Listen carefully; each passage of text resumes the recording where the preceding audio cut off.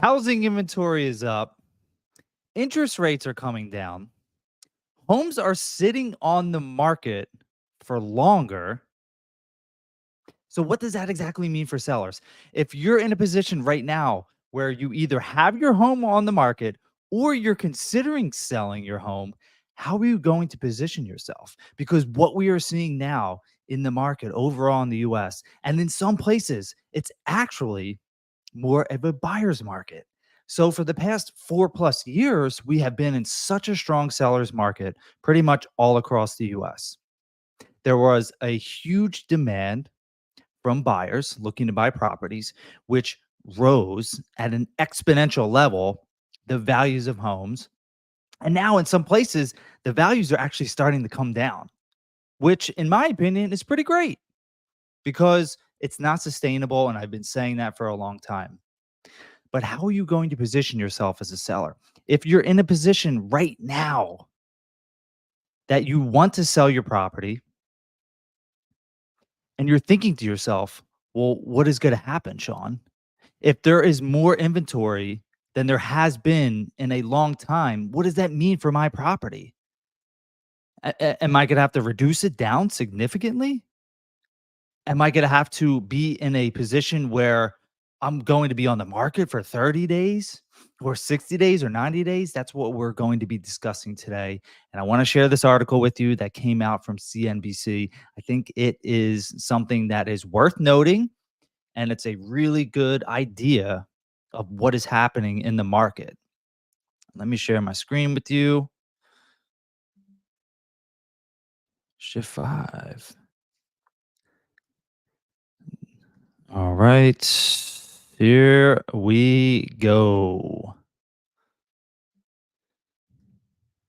All right. So what's happening? What is CNBC saying?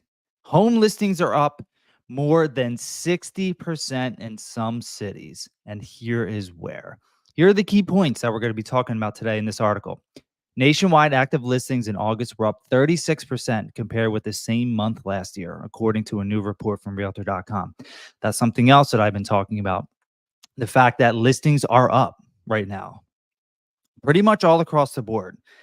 But you have to really pay attention to your local area because they could not be up as much. In my market, they're not up as much, not even close to 36% from the same time last year. The growth in supply is due to the fact that homes are sitting on the market for longer. That's very interesting. Homes are sitting on the market for longer. While supply is increasing in most cities, some like Tampa, Florida, and San Diego are seeing huge gains in inventory in these more metro areas. The supply of homes for sale is still low by historical standards, but it's rising quickly. Yeah, I always like to mention that because it's important to bring that up and for people to really understand the fact that if you hear some kind of headline that says that home values are up 50% from this time last year, you really have to take into account pre-pandemic levels of housing inventory. That's the most important thing that I want you to get across. When you hear that stat, if it's 36% or 42% or 70% or 90%, you have to compare it to where it was pre-pandemic. Okay? So if your area, say for instance, if your area, your local MLS, if it had let's just say 5,000 active listings pre-pandemic, and then everything happened in 2020, and then we go down to 2,500, right? A 50% decrease in home listings. And it gradually comes back up year over year. In 2021, maybe it's at 2,600. 2022, maybe it's at 3,000. And then you see that big jump from now and you're reading the article. It's like, wow, it's up 50%. You know, let's just say last year, this time it was at 3,200. And now it's up to close to 4,000.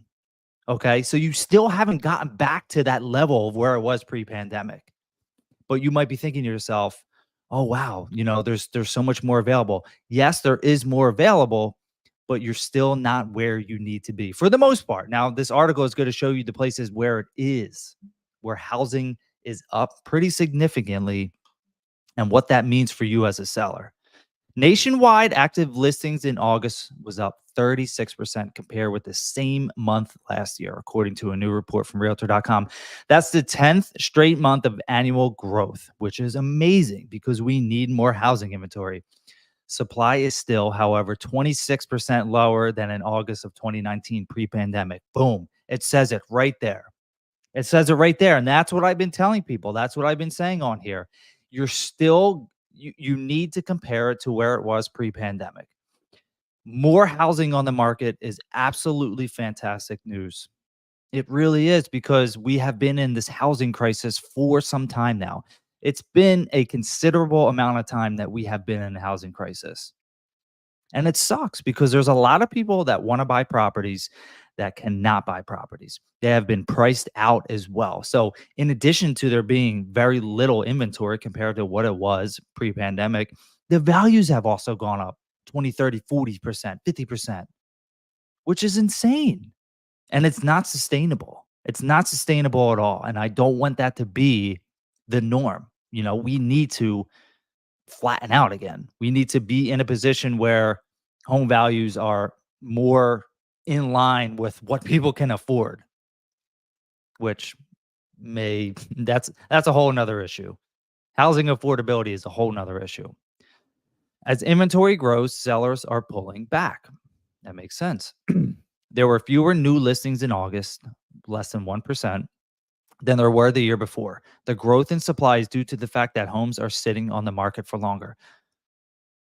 In August, as the number of homes on the market continues to climb, price cuts are more common. Asking prices are moderating and homes are taking longer to sell, said Danielle Hale, chief economist at Realtor.com.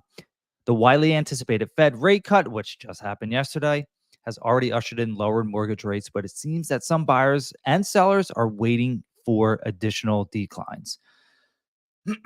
So, what I'm seeing and what I'm analyzing in the housing market, even though the inventory is growing, there still is fear out there. There's a lot of fear out there, and the number one driver of that fear is the election.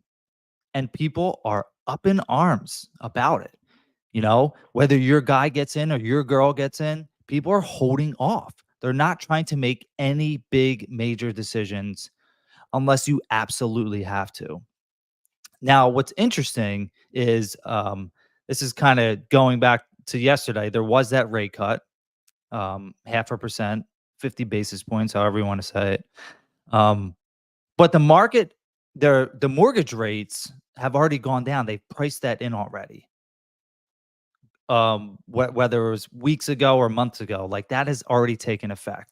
Just because the federal interest rate has come down doesn't mean that mortgage rates are going to come down more. It's probably leading that way. And there's some people that are saying that it could potentially even be in the 4% in 2026, that's really promising for a lot of people. But what I'm seeing in the housing market now is a lot of people holding off. Sellers are holding off. They're either just staying on the market and they're not really being too aggressive, or they're taking their home off the market because of the election. And the crazy thing to me is it never truly made sense to me because whoever gets elected, if you go back years and years, like whoever gets elected, what that person does in the first few days or weeks or months doesn't really have an effect for a very long time. So what are you waiting for? That's the question. The people that are hung up about who's going to get elected president, I don't want to buy a house if that person gets in. Well, I'm not selling my house if that person gets in. There is no direct correlation that I've seen, and I could be wrong, but there's no direct correlation between what party has been in power and where the housing market has tanked because of that. If the Democrats have been in power for 12 out of the past 16 years, if you think back to 12 years ago, where have home prices gone in the past 12 years? Even the past 16 years? Think about it. We had the crash in 2008 and everything went down, and then it's been continuing to climb ever since then. And Democrats have been in power, Republicans have been in power, and housings has gone up. The value of houses has gone up since 2011, 2010. So whoever gets in, do you think that all of a sudden this person is going to put in some plan in place where it's going to tank the market? I don't know. They've been saying that for years, right? But it doesn't really hold up. So that's just something to consider. But that's also a reason why sellers are pulling back. It says it right here. This can be seen in weekly mortgage data. Applications for loans to buy a home are down 4% compared with this time last year, according to Mortgage Bankers Association. This, even though the average rate on a 30-year fixed mortgage is about 75 basis points lower than it was then. Again, there is that fear. There is that fear around what's going to happen with the election. Unfortunately, that is just it's a thing. It's a thing, and whether or not you believe in it or not, it's either going to stop you from making a decision or you just don't care. But there will be people that have to sell and that have to buy for throughout the rest of the year. There's always situations like that that pop up. You never know when you're going to have to move, okay? While supply is increasing in most cities, some are seeing huge gains. Tampa, Florida's inventory is up more than 90% compared with a year ago. San Diego is up 80%, Miami 72, Seattle 69, and Denver 46%. That's pretty staggering. That means that in some of these areas, especially some of these Florida areas, you're getting back to pre-pandemic levels, and in some situations, you might even be more closer to a buyer's market than a seller's market. In those Florida areas, especially because you have um, home insurance that has gone through the roof. You have people that were chasing these crazy high prices, and now they're reducing their prices. So price reductions is becoming more a norm than it has been in a long time. And then mix in the fear of what's happening or what they think is going to happen with the election, like it's causing some kind of real estate storm. No pun intended with Florida. So a lot of these areas a lot of these sellers are in positions where they're just going to hold off. They're going to hold off. Some people might even hold off until some point next year just to see where the market goes and where interest rates go. More supply is causing homes to sit for longer. Yeah, that's what happens. The typical home spent 53 days on the market in August, an increase of 7 days from a year ago, and the slowest August pace in 5 years. More homes on the market increases inventory, gives buyers more of a choice, and then couple that with where interest rates are, even though they're going down. There's some buyers that aren't in a position where they absolutely need to buy right now. They're just like, whatever, I'll wait. I'll wait until interest rates go down more. I'll wait until I get 5.5%. I would not be surprised that at some point in 2025, we're in the low 5%. I would not be surprised at all if we're in the low 5% for interest rates. Okay. That's very likely. You can even do that right now. If you're buying down your rate and you're utilizing different loan programs, you could be in a position where you can get low 5%. Maybe you do an adjustable rate or a 2-1 buy down, something like that. So this all affects sellers. All of this, what's happening right now, is affecting home sellers. And I really want to talk about a little bit later about how a home seller can position themselves to make the most money, to get the best terms based on these few three principles that I say will work in any market at any time, no matter if you're in a strong buyer's market or even a strong seller's market. Because we know in a strong seller's market, sellers hold all the cards.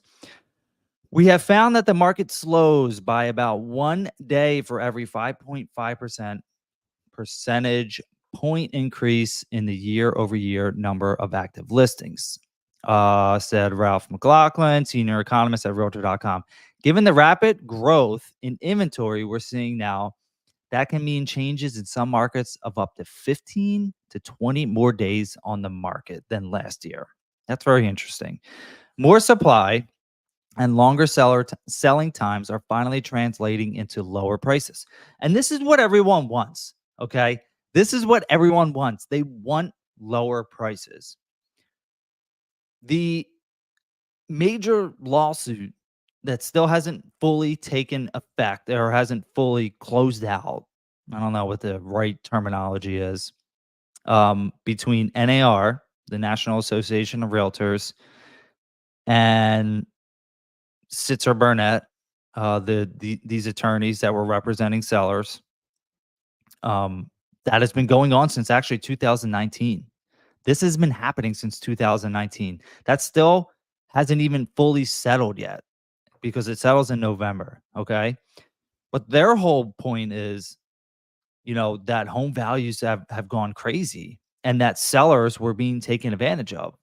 And essentially, that real estate agents weren't doing the right job. They weren't being the true fiduciary to their clients, and they were charging them way too much. And their whole goal with that was to decrease how much the seller actually has to pay. And then they also want the benefit of the housing market going down. But and I get that. Like, I get that sentiment because I understand that we are in an affordability crisis as well, just like an inventory crisis. It's that perfect storm that has really risen values of homes over the years. And it's very challenging for a lot of home buyers, and it sucks. It's just a position that a lot of people don't want to be in because 4 years ago, 5 years ago, you could get a really nice home in the 200,000, $300,000 price range, especially like in Chester County where I live. And now those properties are in the mid 400s and they still, they still need work. You still need to put some effort into it. So it's very challenging. I get that. Lower prices. The share of homes with price reductions rose to 90% in August, up 3 percentage points from the prior August. The median list price was down 1.3% year over year. Part of it is due to the mix of homes on the market. As more smaller homes are being listed, prices are still 36% higher than August of 2019. Whoa. 36% higher from 2019. I was wondering what that was, what that percentage higher was going to be, because in my area it seems like it's increased even more. I mean, just from what I know about when we purchased our property for 395 grand and towards the end of 2018, and it recently having a desk evaluation from our lender at 585, and they'd even taken into account any of the renovations that we did, could push it into 600s. It's just like, that's insane. Some people have seen $200,000 increases, $150,000 increases in the value of their home. And they probably didn't even have to do much work to it. They're just benefiting from the market increase. So as a seller, you might be thinking to yourself, okay, I'm in this position now where I have to sell. There are reasons that I cannot control where I have to sell. I have to get my home on the market. And I want to make sure that I am putting myself and my home in the right position because I want to sell. I don't want to be on the market for forever. I don't want to take a haircut. And in a lot of places, if you purchased in the past 1, 2, 3, 4, 5 years, if you're in those cities, the Tampas and the Austin, Texas area, you might be underwater in some cases, which is crazy to think, right? Because right now, they say, right, that Americans have a significant amount of wealth built up in their homes from the past few years. But is that true? You might not be in that position and you might have to sell. So let's look at what you should do. What are you going to do to help stand out? What are you going to do with your home to be competitive? Because that's the name of the game. And I have always said this, I've always broken it down into the 3 Ps. It's the price, the promotion, the presentation. You set the price first. Actually, you set the price first, and then it's about the presentation, and then it's the promotion. That order.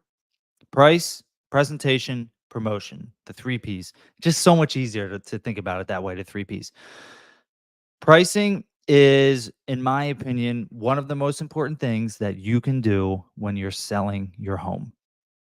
Pricing can alleviate so much back end stress, worry, and anxiety if you price it right to begin with. And that's the key.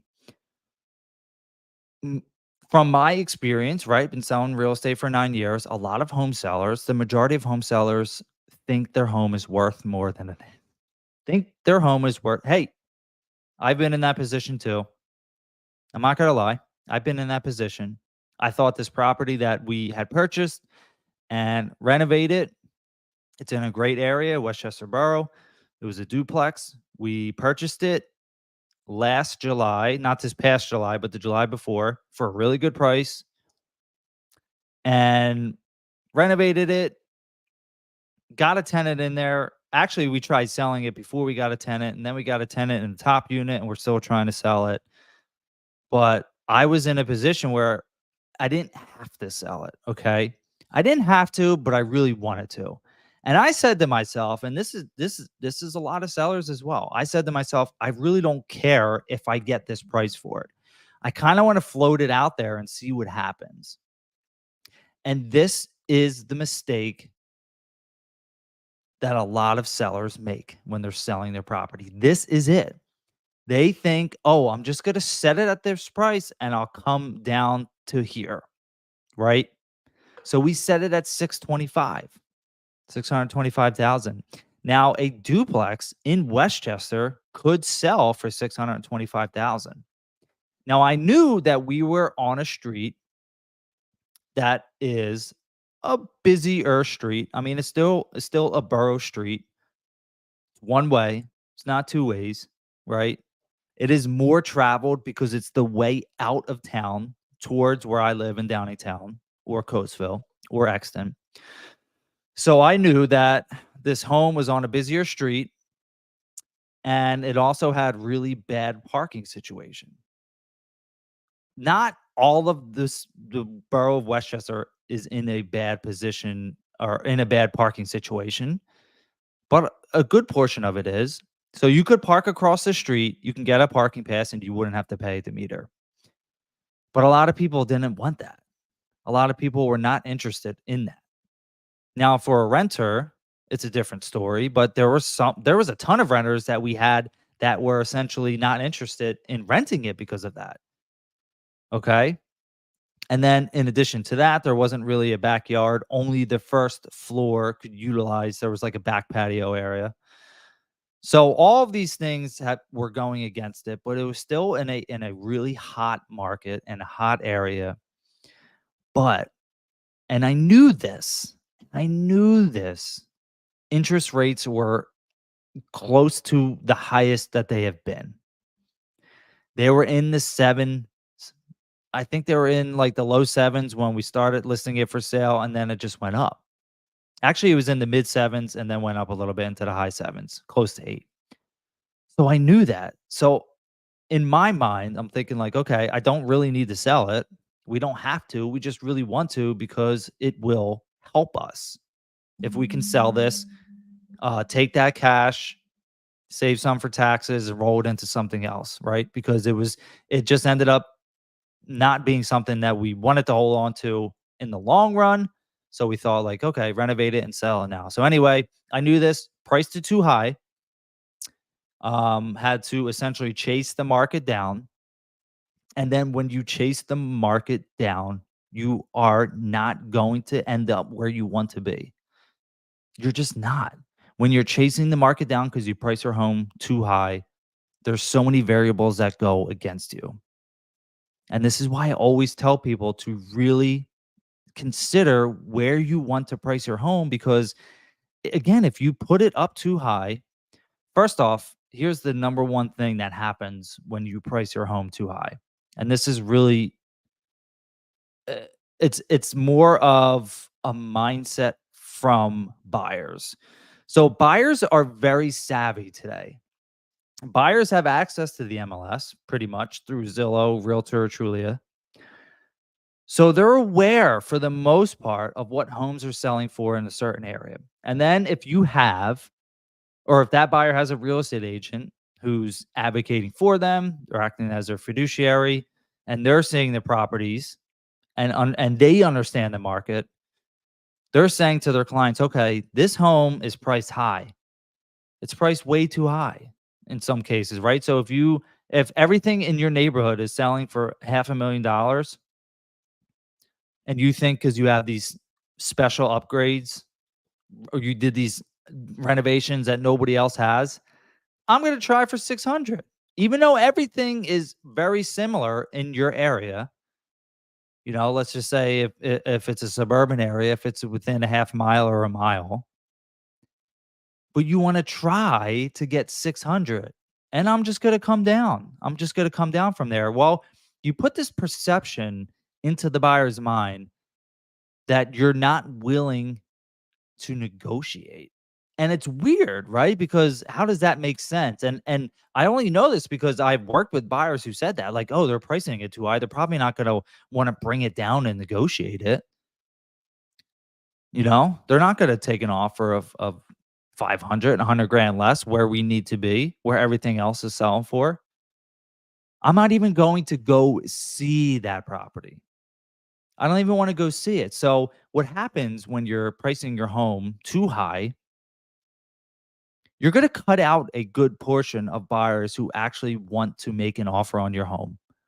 A lot of times, some people are not going to even want to see the property because then they ask their agent, well, if they're priced that high, I mean, how realistic is it that they're going to come down on their price within the first few days of it being on the market? They just want to see what they're going to get for it.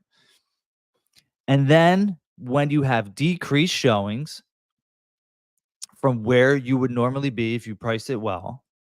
Now, obviously, the $600,000 and in a $500,000 neighborhood, that's a little dramatic, but it happens, right? It's generally it could be like, hey, I'm going to price it at 535.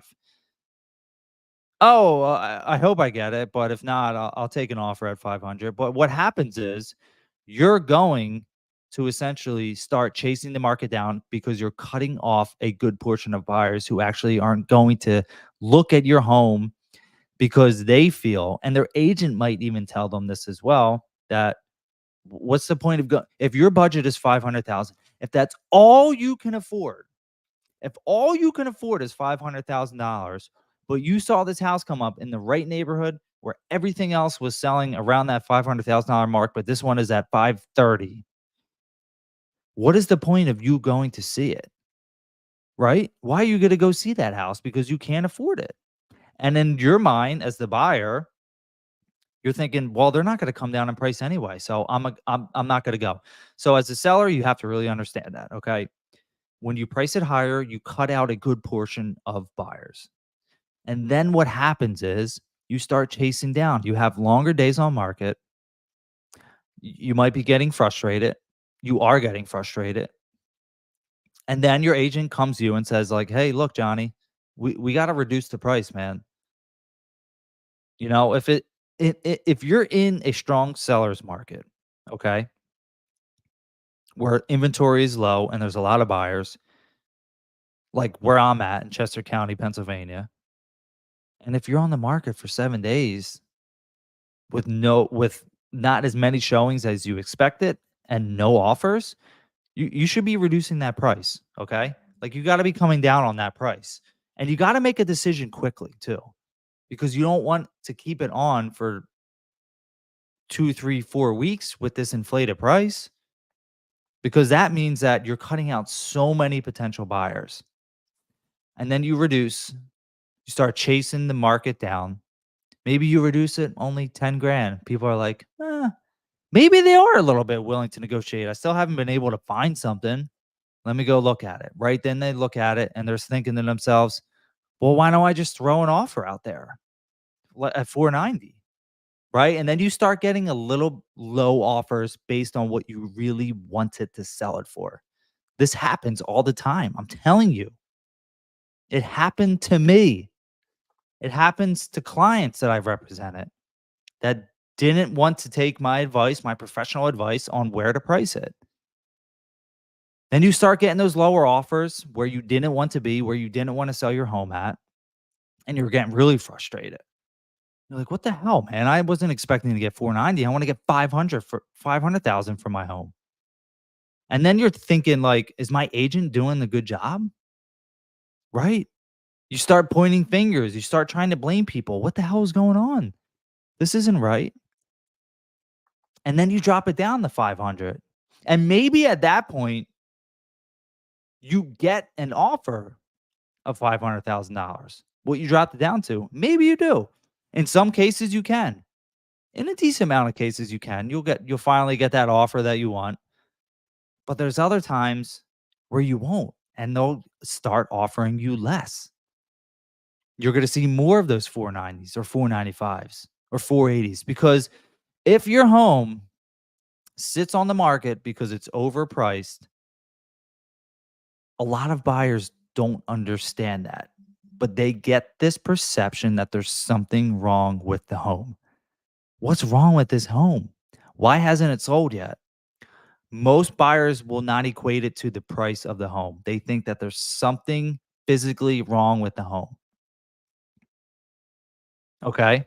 And then if you're in a situation, maybe your home was built in, the 70s or the 60s or the 50s, and there's deferred maintenance.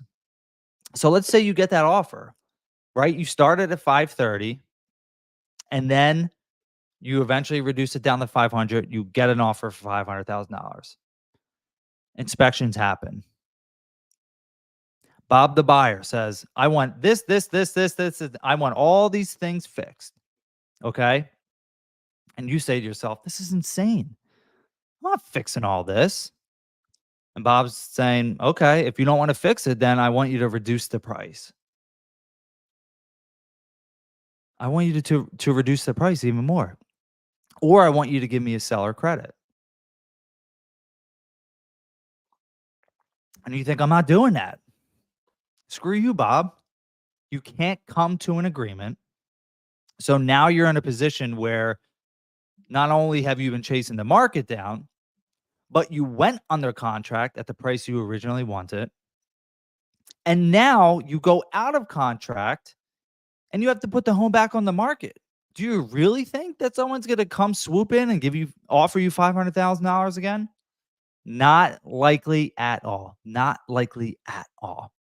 You're going to be putting yourself in a bad position, because then you're really going to be getting lower offers and you're eventually going to say, hey, screw it. I know all these things are wrong. Now you have to disclose this because you have had that inspection done. Now you have to update your seller's disclosure, or you have to share that inspection report with other potential buyers. And now you have to drop the price even more to 490 or 485 or 480 or even 475, right? So here in your mind, you're thinking to yourself, you probably could have gotten 500. But you started too high, you chased the market down, you went on the contract, inspections happened, and now you had to even reduce your price even more. So did you really win? No, you didn't. And I've seen it time and time again. I promise you, that's how it works. Not every single time, because there's always outliers with anything in life. There's always outliers. Okay. But that's what happens when you price your home too high. So if in the beginning you said to yourself, and you sat down with your agent and you're like, I'm going to listen to what they have to say. They're the professional. Your agent says, let's price it at 490. Let's price it a little bit lower than where the other homes are selling.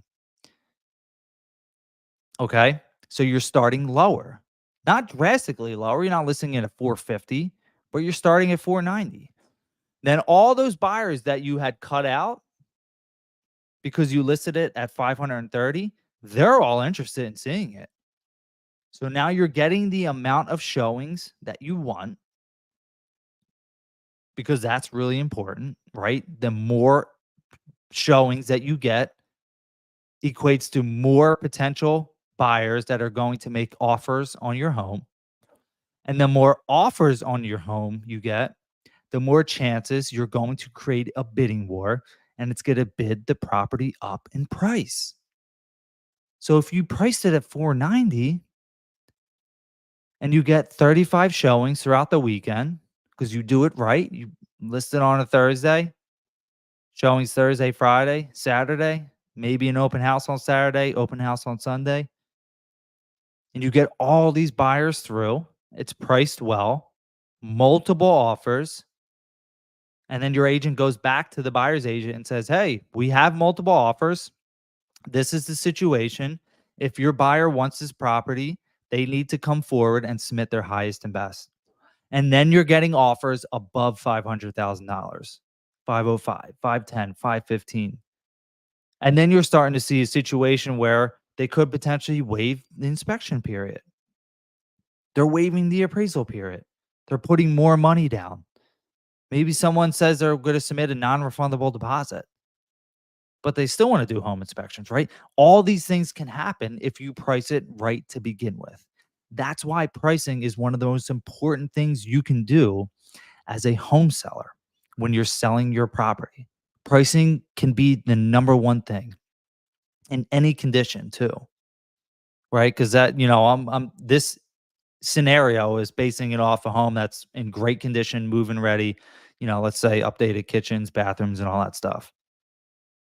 But pricing is so important. But when you price it too high, you're going to be chasing the market down, and it generally does not end the way that you want it. That's the first P, pricing.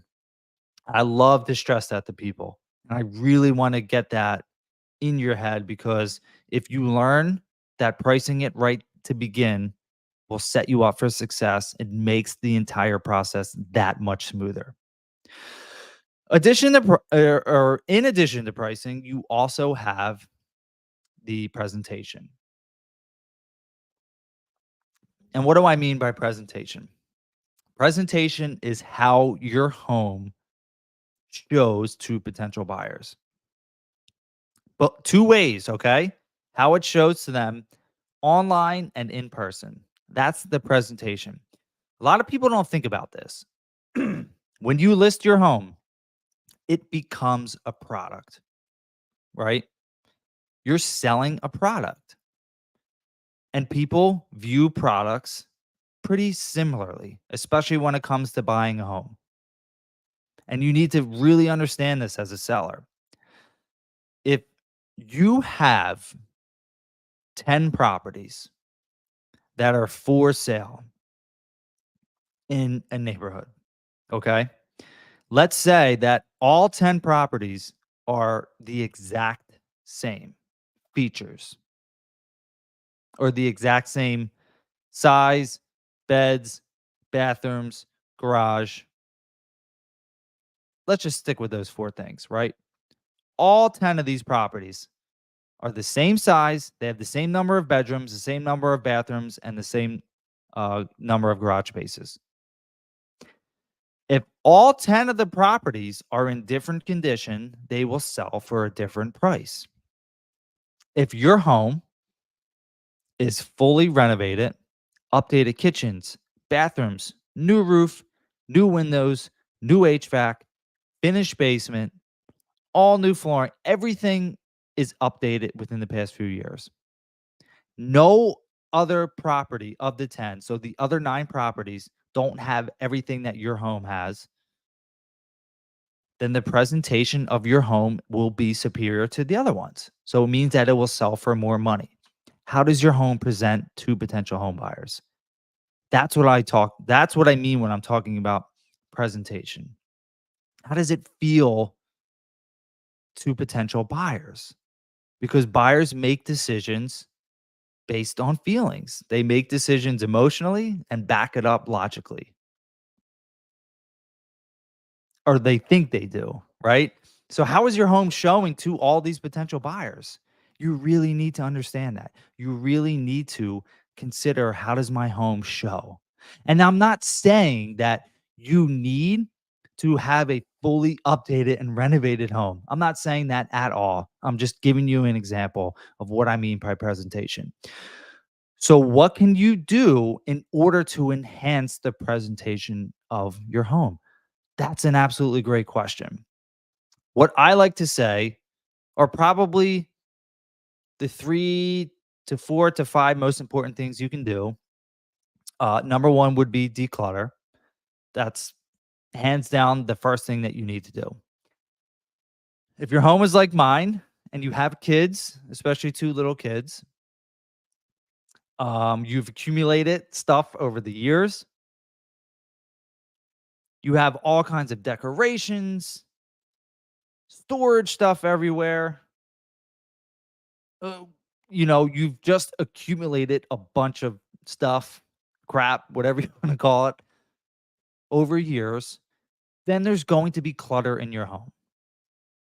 It's just natural. Unless you're like a complete minimalist and you have almost nothing, your home is going to be cluttered. So, what you need to do is declutter. What you need to do is go through your home room by room. You don't have to do it all in the same day unless you're under pressure to sell quickly. Start putting things away, start organizing, start different bins where you can donate things you want to keep and move with you, or things you want to throw out, and go room by room. It makes it so much easier when you go room by room. Okay. You don't have to do everything at once. Take some time, set time on the weekends because you're busy, you're working during the week, and say, okay, I'm going to tackle all the bedrooms this Saturday. And then it bleeds into Sunday as well, right? But you're setting a time, you're setting a schedule, and you're starting to declutter. That's the first thing that you need to do. The first and most important thing in order to get your presentation right. Then, after you declutter, you take a survey of the house and you think to yourself, okay, what needs to be done in order for my home to sell for the most amount of money? Like, what do I really need to do in order to have it show as best as it possibly can? If you're like me and you have kids and you have that playroom, right? It's that dedicated playroom, and the walls get scuffed up, the paint gets scuffed up. They're in there, they're playing, they're making a mess. They do what they do, right? Or if you have that one bathroom where that there has been that small leak that comes and goes, your toilet's a little bit loose, you might have an older shower head, or you have that one bedroom where the piece of trim has been loose, hanging off a little bit. You put a couch in front of it so you don't have to see it on a daily basis. Things like that. Those little things add up in buyers' minds. But you want to take a stock of what you need to repair. Okay? Now, if you have, which I don't know if you can see, there was some scuff marks here, which I actually was able to take a magic eraser. This is a huge shout out to Magic Eraser. Absolute best, because you get these scuffs off that you think that you have to repaint.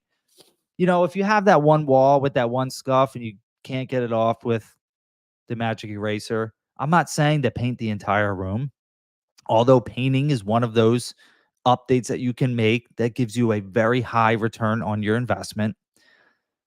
But if it's that one room, I'm not saying, or if that's one little mark in the whole room, you don't have to paint it, but you want to take account of what is wrong. You know the things that are wrong with your home, that if you put it on the market and you get under contract and the buyer does an inspection, you know it's going to show up.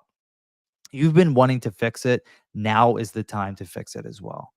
Now is the time to get ahead of that so that it doesn't show up in that inspection report and that your home is able to show in that best light possible. Okay.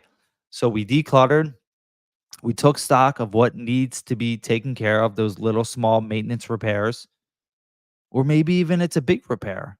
Maybe you're in a position where you have the capital to invest some money because it'll sell for a higher price. Maybe you have the capital to update the bathrooms or even update the kitchens and you have the time capacity to do it. You know, there's a lot of everyone is in a different position, I will say that. Every home seller is in a different position and you could be in a position where you have the time, you have the capital, you can make that investment to update your home because you know you're going to get more money for it. And that's fantastic because if you are in that position where you can do that and you can maximize the sale of your home and you can increase the value of your home, that's awesome. Okay. But not everyone is in that position. And I completely understand that. But that's the second step in the presentation process of your home, how your home shows. Okay. And then you want to look at potentially staging your property. Now, I will say this, unless you're an interior designer, there's a good chance that your home is set up for function. And that's completely okay. If your home is set up for function, that's awesome. Keep it that way. But if you're selling your home, you really want it to show well. So there's probably a lot of things that you don't understand, again, unless you're an interior designer. I'm not. My home's set up for function. If we sold it, we would definitely stage the house properly. And that's a third step. You want to stage the house. Your home will sell for more money if it's staged right. If it's decluttered, if the minor repairs are taken care of, and if it's staged really well, you were going to set yourself up for success. But actually, one step before that, before we get into staging, well, it can kind of be done. It really depends on you and your personal situation. But doing a deep clean of the property is probably would make more sense to do that third and then staging. So it's really those four things that if you want your home to present in the best possible way, you want to declutter, fix minor repairs, take care of maintenance issues, do a very deep clean each room, and then staging. That's how you set your home up for success in the presentation process. That's how you do it. And you have to really keep it that way throughout the selling of your home for when your home is actively on the market. And I know it's challenging. Trust me, I have kids. I know how challenging it could be. But that's what you want to do in order to keep your home in the best presentation possible. Now, a lot of people won't do that. I get it. You could be in a situation where you just need to sell for cash. It's you don't want to do all these steps. That's why I always say everyone is in a different situation and you have to take it case by case. So we talked about pricing and how important that is. Talked about presentation, how your home shows to potential buyers and agents as well. And the third P is promotion. How do you get your home in front of the most people possible? That is key. How do you get it in front of the most people possible? You want the most amount of buyers to come through your home. You want the most amount of offers because that's how you get a higher price than what you list for. But promotion is very important. And it's on the agent that you're working with to have a process for that, okay? Their promotion, how they advertise your home, how they market your home is extremely important.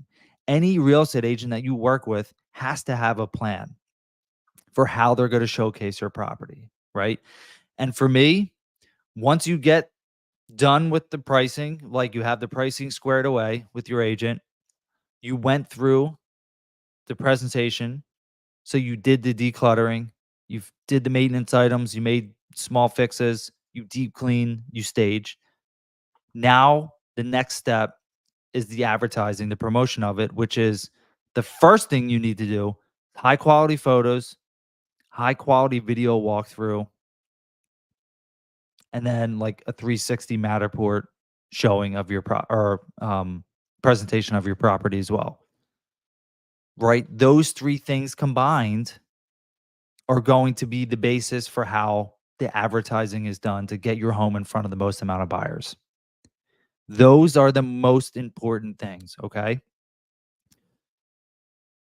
I cannot forgive any real estate agent now in 2024 who doesn't do high quality photos and a high quality listing video because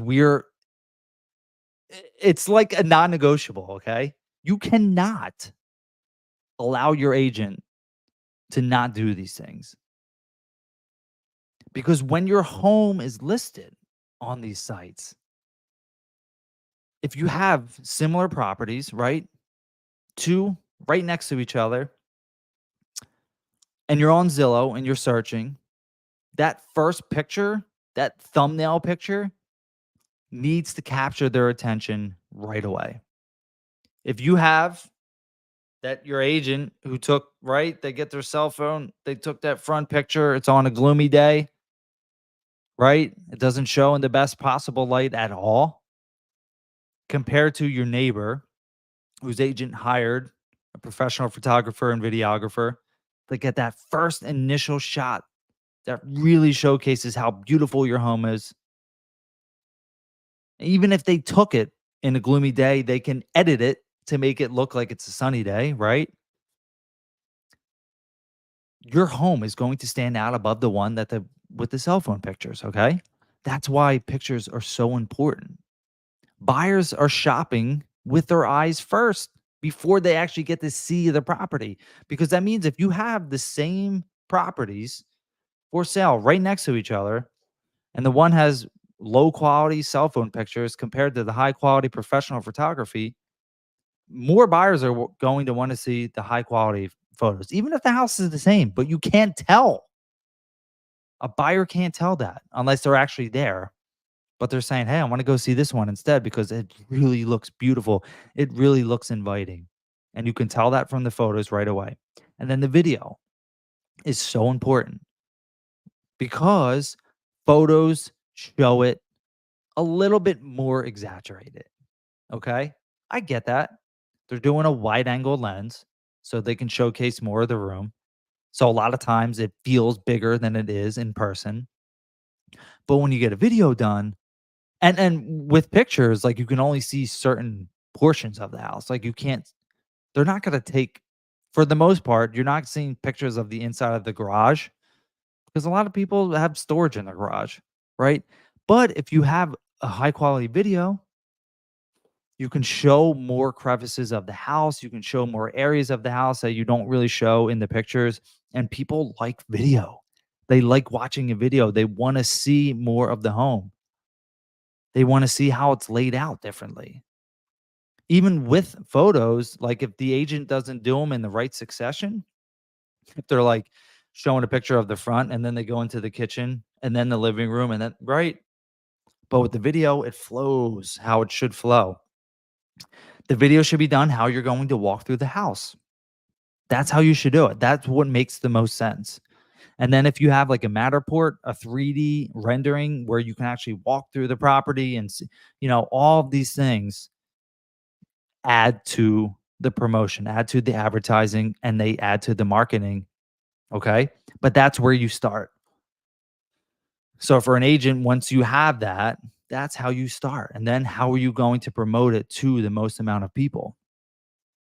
Well, social media needs to be your, besides it being listed on the MLS, and that data is then aggregated to the Trulias or homes.com, realtor.com, Zillow, right?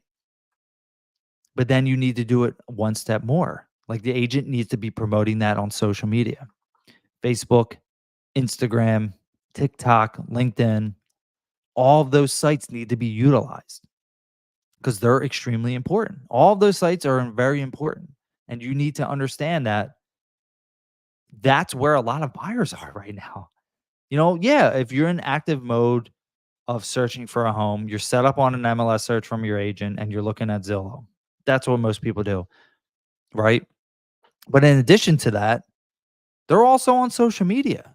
And if your agent has a great social media plan where they're going to advertise your property and they're going to be able to utilize a certain, even LinkedIn is a good way, because it's business to business generally, but that doesn't mean business people don't buy homes, right? So your agent needs to be well versed in social media and how they're actually going to advertise your property on social media. You know, in my opinion, though, that is the most important thing. And then you have the older ways, right? I don't think they're all obsolete. Generally, people aren't listing homes in newspapers anymore. Sometimes they are. I guess if you're in like a more rural area where people actually still read the newspaper, that's not a bad bet. um, Open houses is definitely a way to advertise and promote the property as well. Your agent should be hosting and doing open houses for you because that's really important. Door to door, like neighborhood marketing. If your agent wants to walk the neighborhood, hand out flyers, print advertising is still a thing. I know not a lot of people read their mail, but you can send postcards, you can send 8 by 11 mailers to the neighbors saying, "Hey, we have this new listing, 123 Main Street, your neighbor's home's for sale." There's a good chance that a neighbor has a friend or family member that's looking to be in that neighborhood, and they might not see it for whatever reason. And they say, "Hey, look, mom, we saw this house for sale. Come check it out." So print advertising definitely still works as well. But in my opinion, the most important thing is digital. Digitally promoting the house is the most important thing. And that's a 3P process. That's how you're going to be successful in today's market. No matter if it's a buyer's market, neutral market, seller's market. If you utilize these principles, if you take what I said and you apply that to your house, you're going to set yourself up for success. And if you don't and you just want to wing it and you're working with an agent who doesn't really know these things, then you're going to be chasing the market down. That's the reality of it. We're in a position now where listings are higher than they have been. Price reductions are happening more. Homes are sitting on the market more. So you really have to do something that stands out. You really have to make sure that your home is standing out. And that leads into you needing a great real estate agent. If you're seeing this and you're thinking to yourself, like, yeah, I really need that. I need to make sure my agent is up to date. They're not taking cell phone pictures anymore. They have a great social media presence and marketing. You need that. That agent is really going to help you and set you up for success. So if you do need an agent referral anywhere in the US, we have connections. Pretty much I have connections everywhere, which is amazing. I can help you find that agent. I can help vet them for you to make sure it's going to be the right agent for you.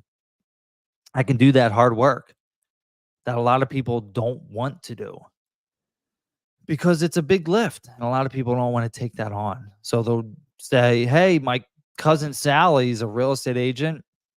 I don't know if she's even sold a home this year or last year or the past 5 years, but she might be able to help me." No, don't do that. Don't hire cousin Sally.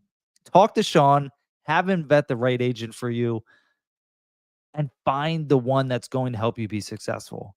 All you have to do is click that link below. I have it linked in the comments. Schedule a time to chat with me. 10, 15 minutes, maybe 20 minutes if it's, we're having a good conversation. But I'm going to get a feel for what you want, what you're looking for, and I'm going to go hunt for the right agent for you. Okay? Very simple.